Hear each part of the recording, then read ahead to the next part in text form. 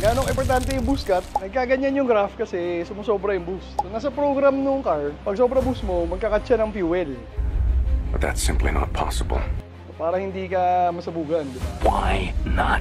Kahit kaya mag-unli boost nung makina mo, turbo mo, at wallet mo, masakit pa rin na wala yung kotse mo. Ganon. So, i-adjust ulit kasi turbo minsan paiba-iba ang calibration from factory. So, to be continued kasi masikip eh.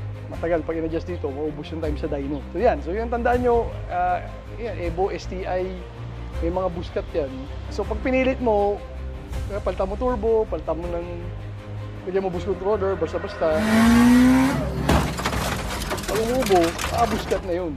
So, huwag mo na pilitin. Pinawarningan ka na kanya na hindi safe. Pag pilit mo siya, alam mo na sa pupulutin yung kung saan ka mamumulot ng makina.